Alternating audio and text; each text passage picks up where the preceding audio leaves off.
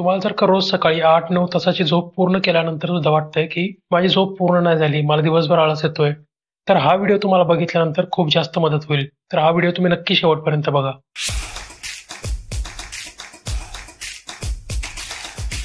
जगातले खूप प्रसिद्ध एक स्लीप एक्सपर्ट आहेत. त्यांचं नाव आहे मॅथ्यू वॉकर. त्यांनी हे बुक लिहिलंय, वाय वी स्लीप. तर या बुकमध्ये त्यांनी सांगितलं की आपण जेवढं कमी झोपतो तेवढं आपलं आयुष्य कमी होतं. एवढं जास्त आपल्या आयुष्यामध्ये झोपेचं महत्त्व आहे. 2008 मध्ये एक सर्व्हे केला होता. त्यामध्ये हे समजून आलं की जगातल्या 45% लोकांना झोपेच्या रिलेटेडचे काही ना काहीतरी रोग आहेत. त्यासोबतच दरवर्षी तब्बल 71,000 लोक कमी झोपण्यामुळं रोड ॲक्सिडेंटमध्ये इंज्युअर होतात. तर या सगळ्या गोष्टींवरून आपल्याला कळेल की झोपेचं किती महत्त्व आहे आपल्या आयुष्यामध्ये. त्यामुळं एक चांगल्या पद्धतीनं तुम्ही झोपणं आणि फ्रेश जागे होणं हे खूप महत्त्वाचं आहे. एका गुड क्वालिटीच्या स्लीपमध्ये तुम्हाला 3 गोष्टी असणं महत्त्वाचं आहे. तर पहिली गोष्ट आहे ड्युरेशन. ड्युरेशन म्हणजे काय, की तुम्ही किती वेळापर्यंत झोपताय, किती वेळ झोपल्यानंतर तुमची झोप पूर्ण झाल्यासारखं तुम्हाला वाटतं. प्रत्येकाची ही गोष्टीची नीड वेगवेगळी असते. काही जणांना 6 तासामध्ये झोप पूर्ण झाल्यासारखं वाटतं, काही जणांना 8 तासामध्ये झाल्यासारखं वाटतं.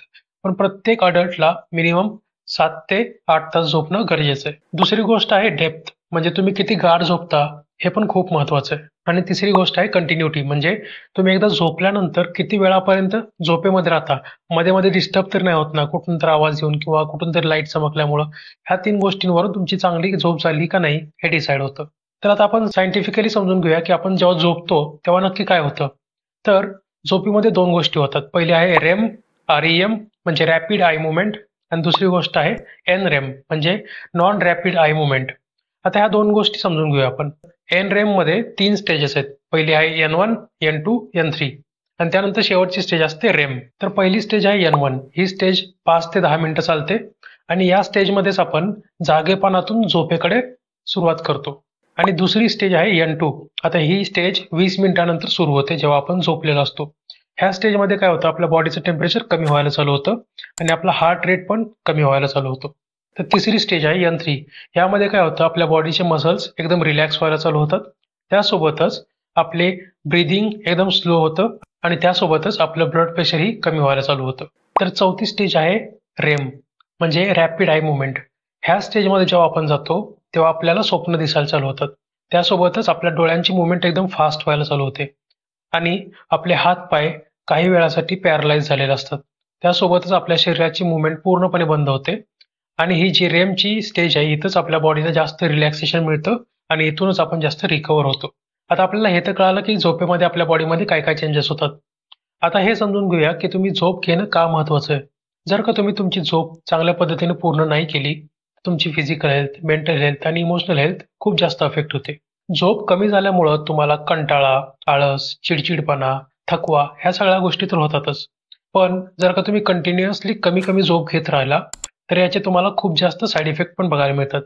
जसं की हायपरटेन्शन, हृदयाचे रोग, स्ट्रोक, काही टाईपचे कॅन्सर्स. त्यासोबतच तुमची इम्युनिटीही खूप जास्त कमी होते. त्यासोबतच काही मानसिक आजार जसं की डिप्रेशन, एन्झायटी, सॅडनेस ह्या सगळ्या गोष्टींनाही तुम्हाला सामोरं जावं लागू शकतं. जर का तुम्हाला ह्या गोष्टींबद्दल जास्त इन्फॉर्मेशन पाहिजे असेल तर त्यासाठी मी एक सेपरेट व्हिडिओ बनवला आहे. तो ह्या व्हिडिओनंतर नक्की बघा, जेणेकरून तुम्हाला डिप्रेशन, एन्झायटी, सॅडनेस ह्याबद्दल अजून जास्त नॉलेज मिळेल. आता तुम्हाला झोपेचं महत्त्व तर कळालं. आता आपण समजून घ्या की झोप इम्प्रूव्ह कशी करायची.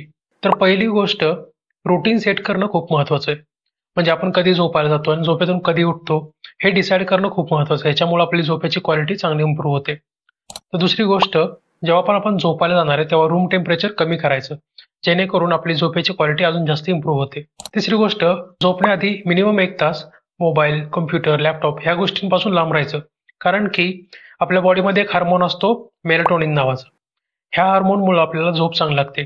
पण जेव्हा आपण कंटिन्युअसली ह्या इलेक्ट्रॉनिक डिव्हायसेसच्या समोर असतो तर हा हार्मोन सिक्रीट नाही होत आणि आपल्याला झोप लागत नाही.